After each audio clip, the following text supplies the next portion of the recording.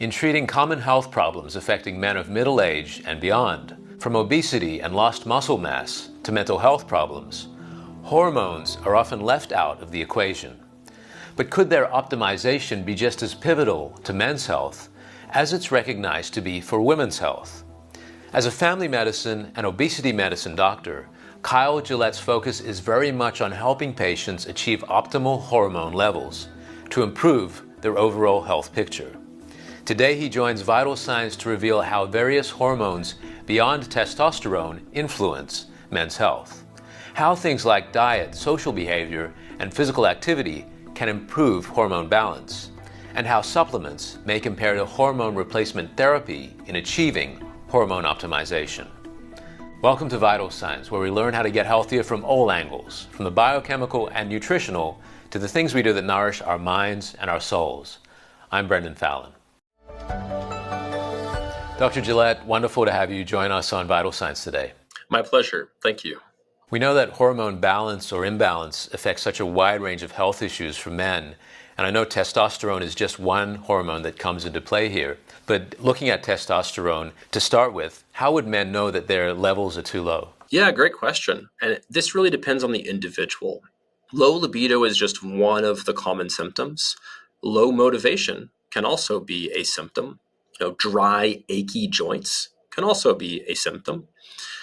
And another symptom could be slightly faster body fat accumulation than that person is accustomed to, or slightly slower lean body mass accrual.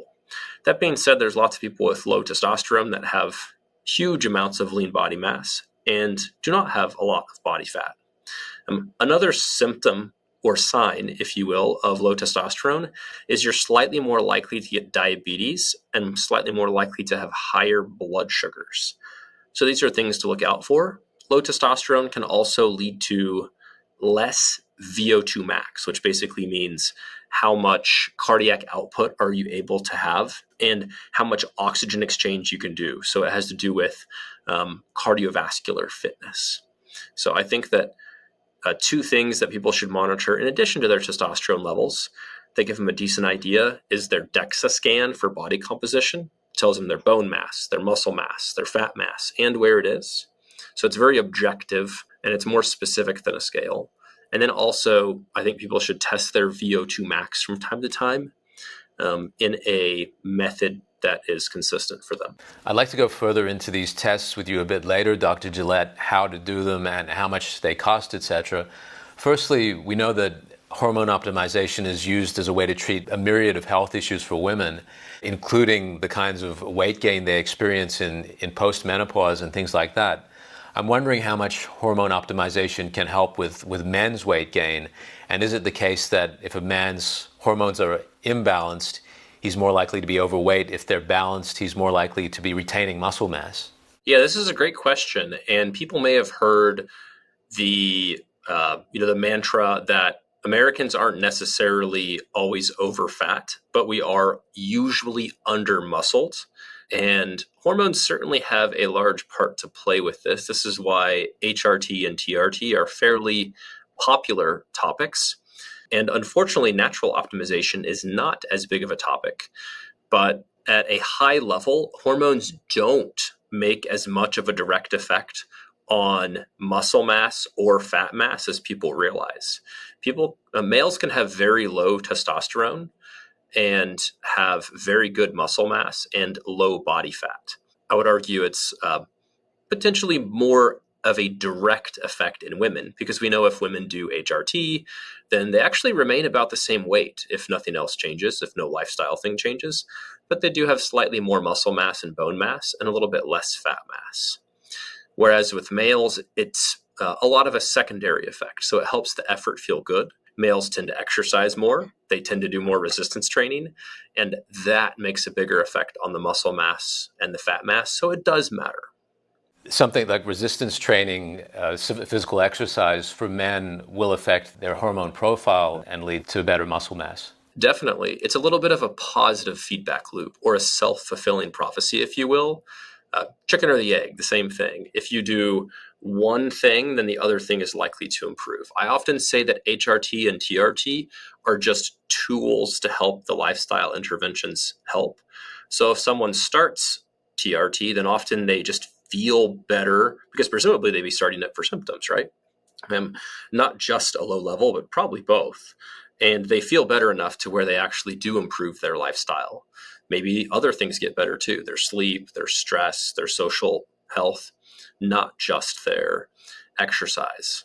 However, that being said, when people try to lose a large amount of body fat, lean muscle mass will always come with it, whether you're male, whether you're female, whether you're on a GLP-1 like semaglutide or not. So it's important to remember you're balancing these things.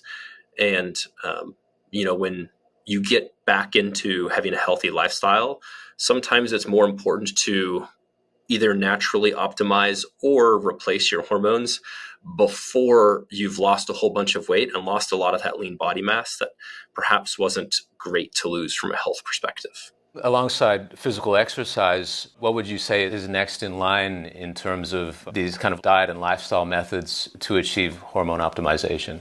The diet's important, of course, and that's why I've kind of come up with the pillars of health: diet, exercise, sleep, stress, sunlight, spiritual health, even to help with your health in general, but also hormone optimization. With diet, a couple of the important things is one, not being in too big of a caloric deficit. So if someone tries to quote unquote crash diet, in medicine we call this a very low calorie diet, or VLCD, then you're much more likely to rebound and gain body fat after you come off of it. It's not really sustainable. And part of the reason is because it affects your hormones. A good rule of thumb is consume about 25 to 30% of your diet's calories in fat. So it's important not to be on too low fat of a diet. That being said, if there's someone who's consuming 3,500 calories a day and someone who's consuming 2,000 calories a day, fat is more important if you're consuming 2,000 calories a day.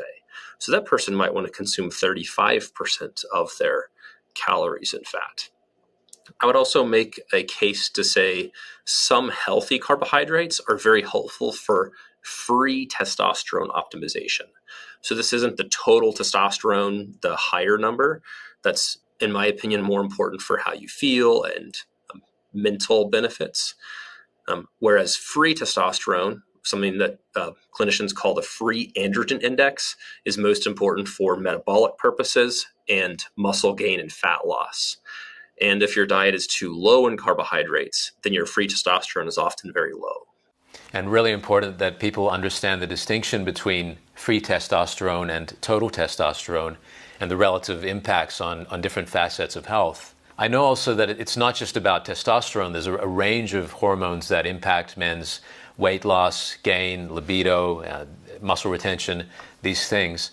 Is it a kind of hierarchy that exists among these different hormones? Certainly. Androgens and estrogens are particularly important. Of course, in males, androgen levels, and testosterone is just your main androgen. There's lots of different types to define androgen. But testosterone and its similar molecules is definitely most important for males. In females, it's relatively less important, mostly just because you don't want to increase that level too high. Females do have about 3 times as much testosterone as estrogen, so there's actually generally more of it. But the ratio is very important. Relatively speaking, for males, growth hormones like HGH and IGF-1 are slightly less important from a body composition perspective, but they do help things like burn the fat in and around the liver. So these growth hormone releasing peptides, of which there's a bunch of types, and also growth hormone itself, can help prevent this unhealthy, deleterious body fat accumulation inside the abdomen.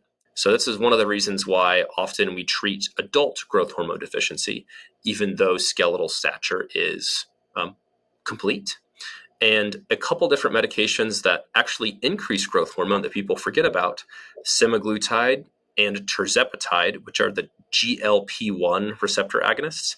These actually significantly increase growth hormone and sometimes IGF-1. So this can also have a beneficial and detrimental effect. GLP-1 agonist, similar to, this is the same class as Ozempic? Correct. Yeah. Ozempic is the semaglutide molecule, and at a very high dose, this can be a very potent growth hormone secretagogue, which means the signaling that this molecule does in the body makes your body make more of its own growth hormone, which is often good because it can be more helpful for things like fatty liver disease and other more difficult to burn body fat areas.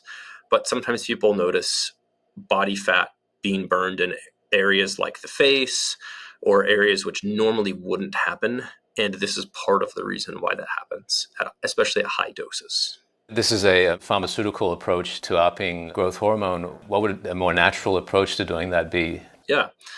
So one great way to naturally produce growth hormone is to not eat while you sleep. So some people do these long intermittent fasting windows, and there are health reasons to do that. And it does cause you to produce more growth hormone then. But in general, if you eat a reasonably sized dinner and don't have a huge amount of carbs in your, go to bed snack, if you will, and then you're not eating constantly every time you wake up at night, that's when your body produces more of its growth hormone. So a solid 7 to 8 hours of sleep without eating during that time is the best way to naturally optimize growth hormone. Getting enough protein in the diet is also another good way to ensure that you have enough growth hormone. For this, you want to check an IGF-1 level, which is a different type of growth hormone. Basically, your body's HGH and insulin lead to producing more IGF-1. And depending on what age range you're in, you generally want an IGF-1 between about 90 and 300. I'd like to get into later about how we test these different things. When talking about diet and limiting the amount of carbohydrates that are eaten, a question comes to mind about there's a lot of debate around carnivore and vegan diets. In terms of maintaining weight, is carnivore diet a better option for people in these days? Is it a better option for someone in middle age and beyond to maintain a steady weight? Great question. Diets like carnivore, vegan diets, even something like a Whole30 diet are very restrictive. So there can be reasons to do these diets, but in general, I would say neither a carnivore nor a vegan diet would be a great choice if the goal is to restrict calories and have fat loss and maintain or gain lean body mass. However, in general, from a nutrient perspective, a carnivore diet is not as problematic as a vegan diet. My main concerns with a carnivore diet would be its lack of fiber and its potentially low free testosterone assays. So usually total testosterone is pretty good on a carnivore or ketogenic diet, but you do need to watch free testosterone very carefully. That being said, most Americans consume far too many carbs, especially processed foods.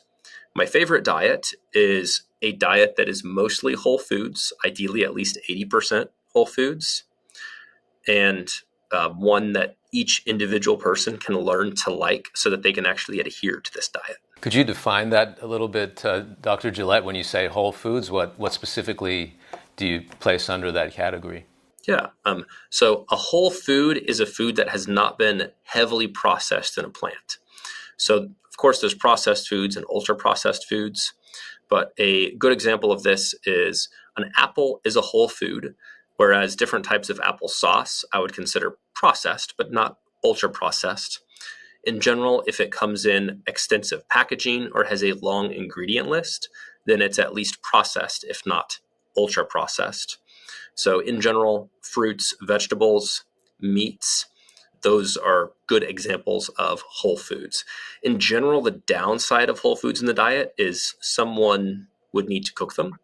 Although for busy people, you can get things like whole food lunches that are pre-prepared or do food prepping yourself. So a lot of people do that once a week. And then they can have diet flexibility about 10 to 20% of the time. In terms of testosterone, there's this kind of I guess, a cliche that the guy going hard at the gym with a kind of slightly aggressive personality, that he's high on testosterone.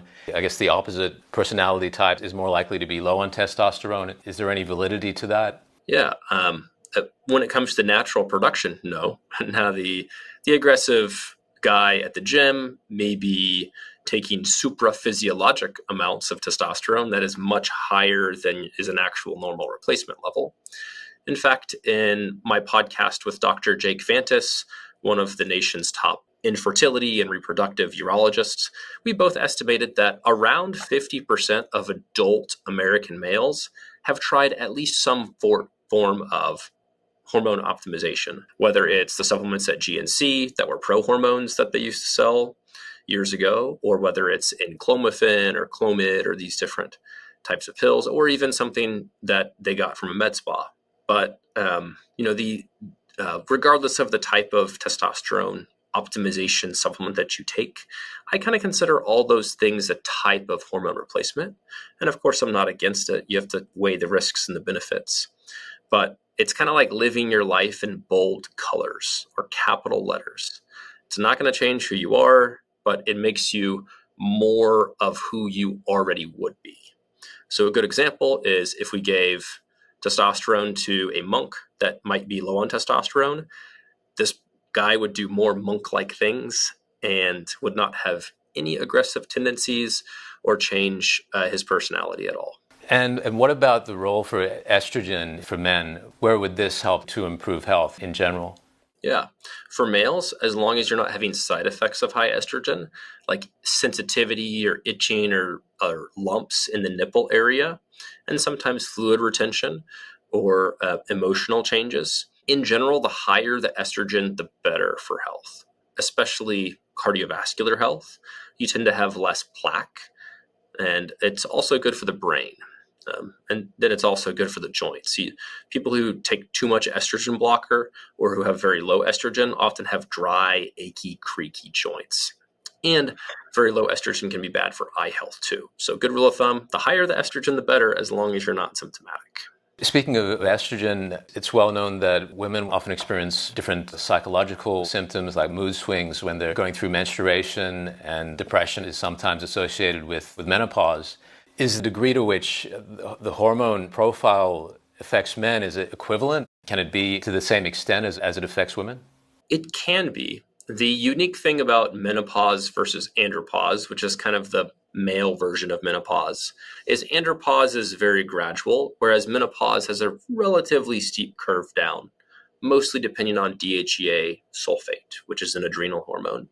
But to answer the question specifically with males, a more similar analogy would be a male that has to go on anti-androgen therapy or androgen deprivation therapy. This is where you block all or nearly all of the androgens and estrogens in a male, and it's usually only done for males with prostate cancer, specific types of prostate cancer.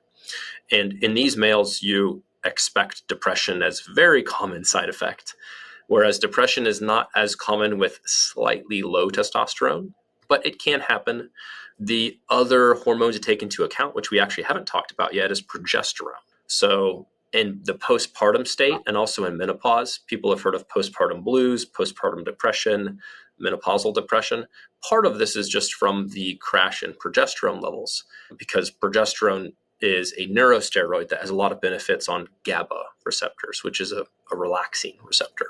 So progesterone is a bioidentical progestogen, and so is pregnenolone, which is actually an over-the-counter supplement. And there's unique benefits to different delivery mechanisms, but without getting into too much esoteric jargon, generally the best regimen is figuring out all of the risks and benefits in your situation, but avoiding oral estrogens. And there's a lot more delivery options for progestogens. Generally with male hormone replacement therapy, or TRT, we actually get whatever estrogen we need that is just converted from testosterone. And Dr. Gillett, I understand that male libido is a factor also of the hormone profile. How does a person's social behavior, for example, the kind of contact they have with women, whether they're using pornography, things like that, how would that affect their libido? Yeah, it's huge. And I would actually argue that social factors are more important than hormone level for most males. And a lot of these social factors change over time. So, at the end of the day, I believe that God has made us as kind of like organic machines.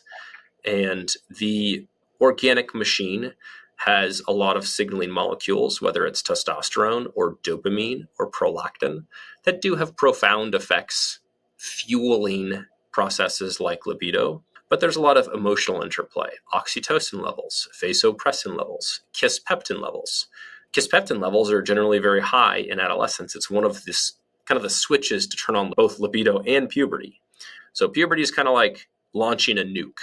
You have to turn 3 or 4 switches in order to actually launch the nuke. I think it's done that way. I'm not a nuclear launch expert, but kisspeptin is one of them, and it's made by the emotional center of the brain called the limbic center.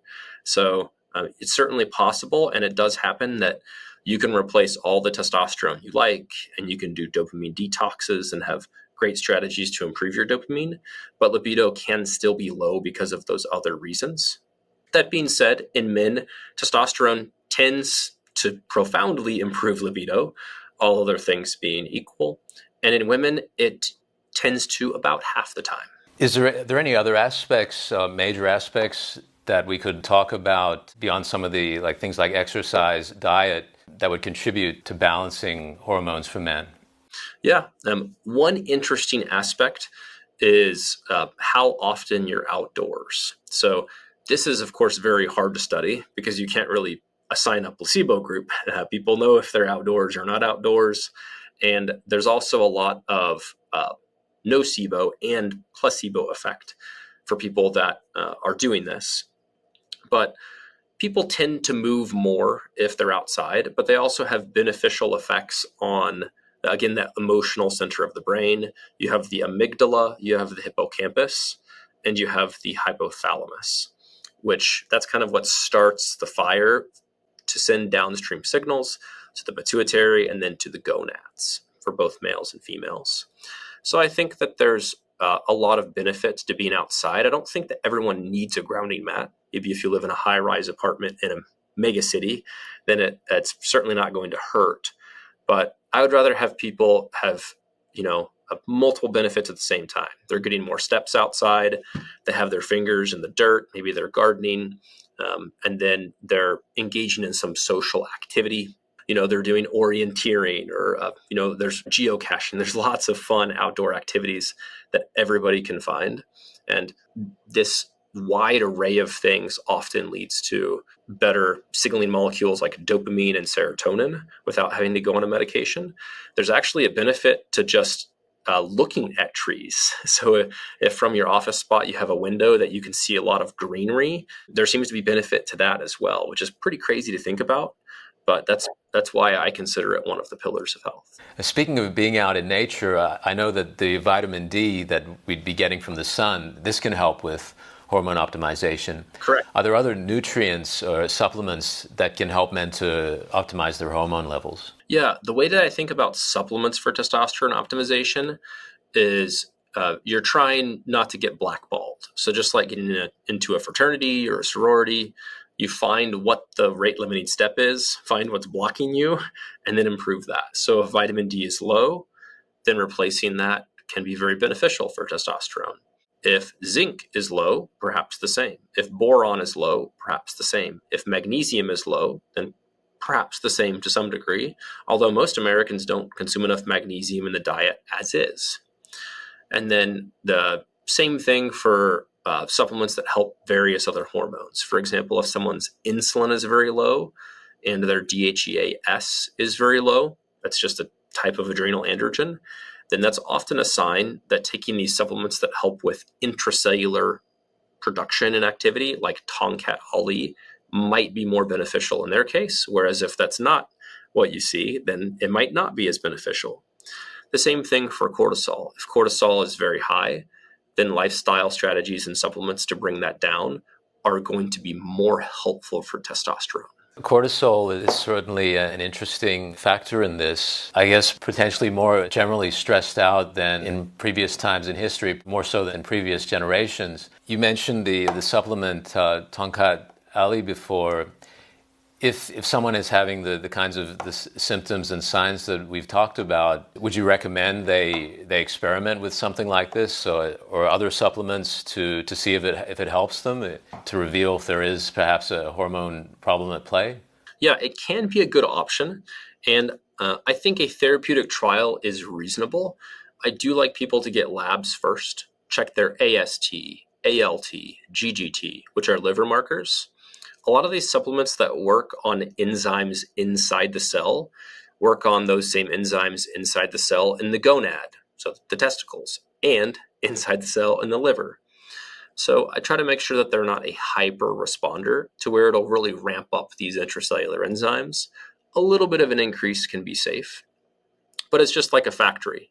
If you push the turbo button to produce more widgets in a factory, the chance that you'll have some sort of dysfunction increases slightly. So generally something like 300 to 600, maybe in some people 800 milligrams of Tongkat Ali. They should feel a difference within a few doses, but I do like to get labs before. They're a better candidate if their insulin is low and their IGF-1 is low and their DHEA-S is low. So if those things are high, then a lot of people are better off not trialing Tongkat. And earlier in the interview, you were talking about these signs that men can look for to know if their testosterone is too low, like the dry, achy joints, the low motivation, etc. And you mentioned these tests, like the DEXA scan, which, as I understand it, measures bone mass, muscle mass, and fat mass. And you also mentioned the VO2 max, which can look at how much cardio output they have and how much oxygen exchange they have. How much do these tests cost, and is there insurance available for them? Generally, these tests are not covered by insurance, but a DEXA scan for body composition is usually between $50 and $100, and you would do that about once or twice a year. A lot of people go to dexascan.com/locations or dexafit.com or fitnesscity.com. I'm not affiliated with any of those services. They're just 3 big nationwide services.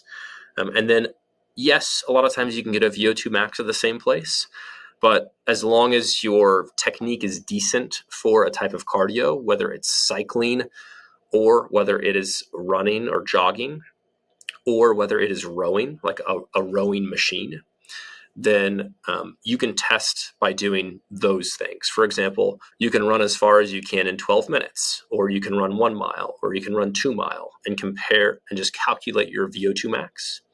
Some smartwatches can also calculate a VO2 max. You can row 2,000 meters and compare your 2,000 meter row time. You can also cycle for distances and calculate that.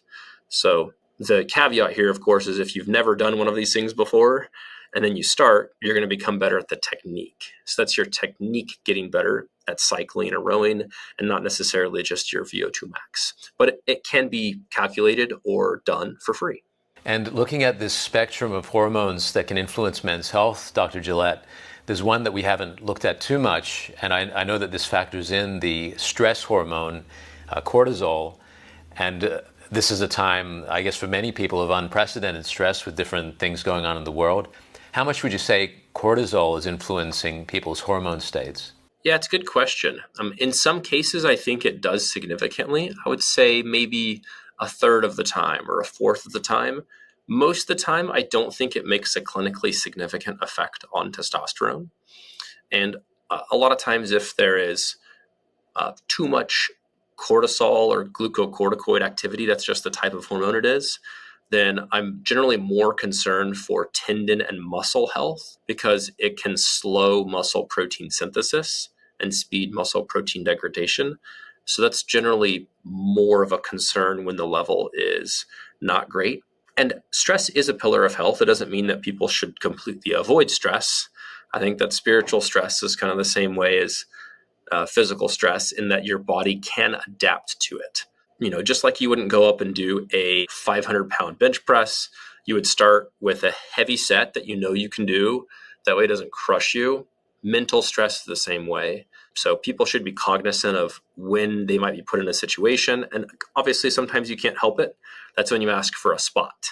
So be okay asking for a spotter if you have a potentially heavy mental stress load. Otherwise, just continue doing as much progressive overload as you can, and your brain will slowly adapt to those higher and higher stress situations. Can you give an example of that? What would you classify as a spiritual stress? Yeah, I suppose the main spiritual stress, especially the ones that we see in medicine, is what we call a metaphysical crisis during a significant health episode. So let's say someone gets diagnosed with heart disease or has a stroke or gets diagnosed with a type of cancer. It is very common in these situations that people that have never considered themselves spiritual and have never cared for the metaphysical, they often are extremely curious, and they devote almost all of their time to this, and they're very distressed when they do so. And we see this often even in patients that are in the ICU that have never cared about spirituality or stepped in any sort of religious institution their whole life.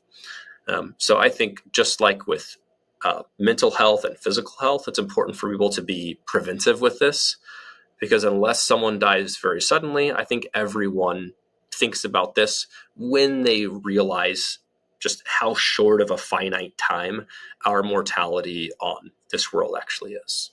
Something that comes to mind there is probably relates to the stress that people are experiencing as well, and that adding to the cortisol level that's circulating through people's bodies. We have fear, we face different challenges, and the way you were kind of describing it before, you don't want it to take on too much because it might overwhelm you, and in some cases you might need a spotter. But I imagine if, as I have seen in my own situation, if it's a sufficient stress and it's like a healthy challenge and you meet it on some level, then there's growth. Whereas if it's perhaps too much, then you might suffer perhaps a damage to your mental state if it's completely overwhelming. It's interesting to see what happens to people's testosterone levels after achieving a goal. So it's most easily studied if someone tries to lift a weight or does a competition and they win or they set a new record. Then there usually is a temporary testosterone bump, not a hugely clinically significant one, but there's also a positive feedback loop that starts with the dopamine motivation arc to where they want to do it again. So the same thing is true with mental health. I remember reading something a while back that there's a certain type of chemical reaction, if it is a healthy kind of challenge that you're able to meet and engages your mind and you're able to grow with that, as opposed to like a prolonged strain of, like, for example, a never-ending work strain that isn't really challenging you, but it's just like a constant pressure. Is there a kind of a different physiological profile to these things? Yeah, there certainly is. This is actually well known when it comes to libido and sexual health, and even sexual health optimization, in that often people are happiest if there is some sort of positive experience or positive feedback loop, in that there was something that they desired and they were able to get it, and then afterward they're particularly happy. A good example of this might be how satisfied people are with sex just after their wedding, depending on how easy or hard it has been to pursue leading up to it. So, it's just an example, not trying to, say whatever people should do. But the same thing is true of a work stressor. So one thing that, our general office-based work is kind of missing is generally the only, reward mechanism is your end of the year bonus right now. Most people work over the fear of not being able to make their bills, whereas even though life has potentially been much physically harder in the past, at least you had things like end of the season harvest, which could be potentially good. I know the farmer that we share crop with, after a bumper crop year, he likes to go to Las Vegas, and I'm sure he has a fantastic time. And those are some mountaintop experiences. So I think people should, if they don't have goals that their work sets for them, then set your own goals and try to have those same mountaintop experiences, because that will set you up to really strive for better and better experiences. You obviously have to set the balance, because if, on the opposite end of the spectrum is hustle culture. If people don't know what this is or aren't familiar with the hedonic treadmill, it's where you have one good experience and then you want to continue having more and more. So you don't want that to run away either. You want to be somewhere in between. In a moment, Dr. Gillett gives his view on dealing with toxicity in our environments, including a questionable water supply. First, though, here's a look at my talk with leading kidney doctor Jason Fung on recognizing and dealing with the signs of kidney disease. When you start seeing protein in the urine, what it means is that your kidney has a big hole in it that's allowing that protein to fall through. And that's often the earliest sign that you'll have kidney disease. They are the body's detoxification and blood particle processing units. If they're healthy, they're cleaning half a cup of blood a minute. The signs and symptoms of the fatigue, the nausea, the vomiting, this sort of sallow complexion.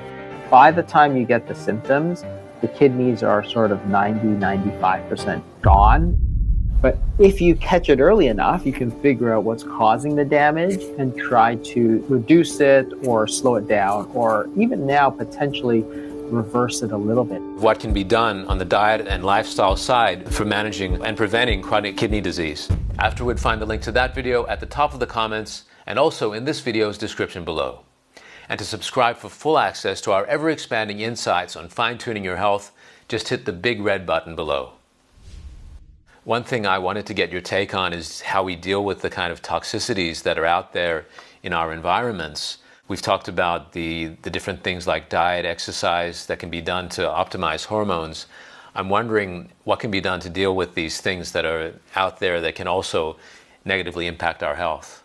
Yeah, it's a good question. So there's a lot of unnatural substances in current day, many more than in previous years. But the first thing is something that I've mentioned before, which is consume mostly whole foods. Unfortunately, part of how our bodies gets exposed to various things like microplastics or phthalates or even bisphenol A or other derivatives is through our food system. Water is generally not a huge concern, but I do think that it makes sense to drink out of water bottles that are BPA free. I think that's a good start. It doesn't necessarily mean you always have to drink out of metal or glass. But if someone does not trust their water supply, especially if they're on well water, then I do often recommend getting their water tested. I tested mine with my TAP score, which people can. And there's a lot of other ways too. But keep in mind that if you get clinical tests, for example, I do what I consider functional medicine or root cause medicine. So in some patients with the right history, I do look for, the various toxins in the body. However, most of these tests do not have great validity. They just kind of make up these reference ranges by taking a few dozen people that they think are normal, and then they just call that the reference range. But there's no actual established reference range for a lot of things like this, which means that there's a lot of false positives. That being said, regardless of the validity of the functional medicine tests and the people needing to think about their pre-test probability, it doesn't mean that we should avoid toxins any less. I do think that a lot of people are over concerned with having a small amount of microplastics in the body. We all have microplastics. If you do autopsies on people's testicles and gonads, then they generally all have some microplastics, but you can actually sweat most of these out. So cardiovascular exercise and potentially even sauna for some people are great additions to help with detoxification. And then a healthy gut is more important than almost anything else for detoxification. So everyone has their gut detox regimens and this and that. But at the end of the day, just good hydration and good sources of broad spectrum fiber are going to be the best things for this. So I do have a gut/toxin cleanse that I think I've publicly posted a few times. But at the end of the day, it does not have to be supplements of fiber and supplements to help you drink more water. You can just find these good sources in the diet. Just lastly, there is a lot of concern about the effects of pesticides and herbicides and what we're absorbing of these things through our diet. I gather from what you've said that the potential benefit, the nutritional benefit of the foods may outweigh the risk posed by these things? How should we balance that? Yeah, I would certainly not avoid all fruits and vegetables in order to avoid toxins and pesticides. Of course, people are familiar with organic fruits and vegetables, and there's actually kind of their own problems with that. And it's very difficult for even like a local farm, like the ones that my family's had, to get organic certification, even if we are, 99% organic. So buying local can be helpful. And another thing that can be helpful is actually washing certain types of food. But yeah, at the end of the day, I would never recommend a diet free of fruits and vegetables because some of them have pesticides and herbicides. In fact, some foods where there is something called a glyphosate found, a lot of it actually is not put in the food during the growing process. It's actually the processing of it that is hopefully changing. And there's been a lot of beneficial changes in things like our water supply.